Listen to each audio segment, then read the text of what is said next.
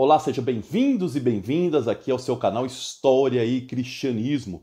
Hoje nossa página ela abre um espaço importante para refletir sobre um dos períodos litúrgicos mais importantes para o cristianismo, que é a Quaresma, que são os 40 dias que antecedem aí o grande acontecimento do cristianismo, que é a Páscoa, a ressurreição de Cristo.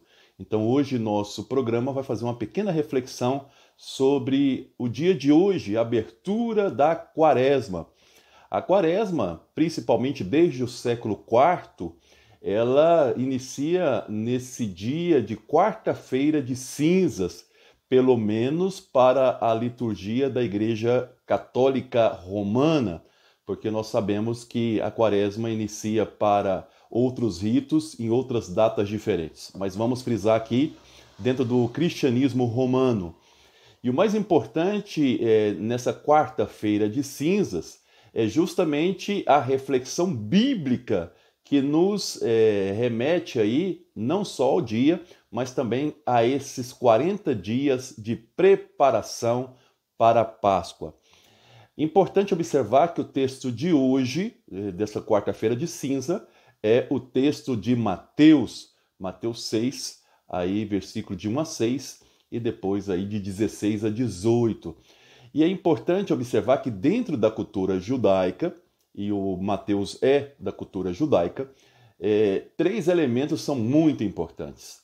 A caridade, representada pela esmola, a oração e o jejum. Então os judeus eles sempre tiveram esses três elementos como muito importantes. E no texto de hoje do Evangelho de Mateus, Mateus chama a atenção das primeiras comunidades que estão surgindo lá na década de 80 do primeiro século, que não se pode refletir sobre esses três elementos como os judeus o faziam, ou pelo menos como boa parte dos judeus o faziam, que é justamente a da demonstração pública desses três elementos. Não se deve rezar ou orar para que as pessoas vejam. Não se pode dar esmolas anunciando que a esmola está sendo dada. Não se pode fazer o jejum jogando aí cinzas na cabeça e proclamando aos quatro ventos que está fazendo jejum aí com o rosto triste, com semblante triste. O Mateus aqui ele está mostrando que existe dois tipos de religiosidade e só uma religiosidade agrada a Deus. Existe a chamada religiosidade pública, aquela que você tem que demonstrar para as pessoas que você é religioso, e tem a religiosidade que você faz apenas diante de Deus. O texto fala para rezar do quarto, fala para dar esmola que uma mão não saiba o que a outra fez, e fala que quando fazer jejum você deve se perfumar. Então a nossa religiosidade deve ser para agradar a Deus e não aos homens. Então essa é a reflexão do Evangelho de hoje. Nós não devemos dar publicidade da nossa religião, gritando aos quatro cantos que somos religiosos para demonstrar, porque as pessoas vão reconhecer, mas Deus não vê esses gestos como importantes. Os gestos que Deus vê importante, principalmente nessa reflexão da Quaresma, são gestos ligados aí a um coração que é rasgado, quer dizer, um coração voltado para Deus. E é interessante observar, dentro da cultura judaica, esses três elementos, oração, jejum e esmola, representam as três realidades humanas. Nós só vamos realmente ser cristãos se nós nos voltarmos para Deus, oração. Se nós voltarmos para o outro, aí a questão da caridade. E se nós voltarmos para nós mesmos, o jejum. Então a verdadeira religião ela tem que ter essas três setas interligando. Eu preciso mostrar o meu amor a Deus ao próximo, mas preciso também me amar, me reconhecer através do jejum e reconhecer que eu sou falho, que eu sou humano, que eu preciso da força de Deus para poder então seguir a minha jornada nessa terra. Então jejum, esmola e aí a oração nos remete a essas três dimensões humanas. Elas têm que estar em equilíbrio. Não adianta eu dizer que amo a Deus não amando o irmão, já dizia João.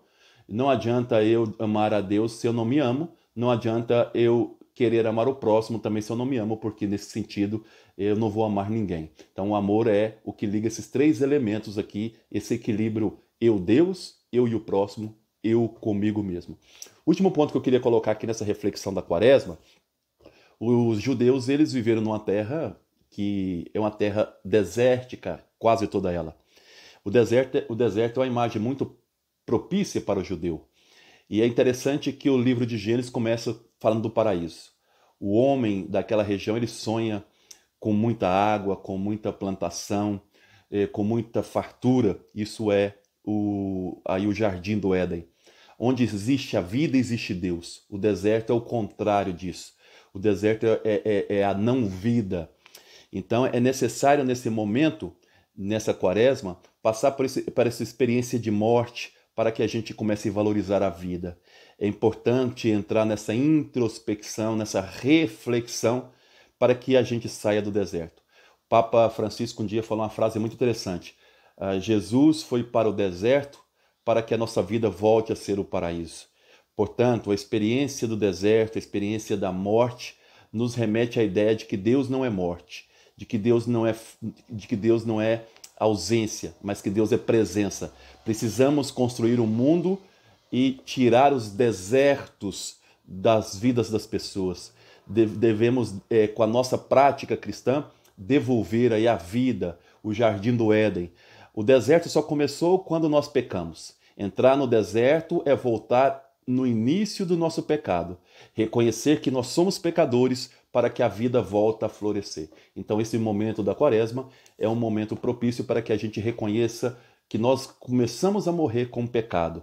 Lá no Gênesis, a partir do capítulo 3, mostra esse pecado. Inclusive o grande tema da quaresma é: lembre que você é pó e ao pó retornará. Então quando eu entro no deserto, eu reconheço que sou pecador, que o deserto é fruto do meu pecado, mas que o pecado não pode permanecer. As minhas ações, elas devem fazer florescer o jardim na vida das pessoas.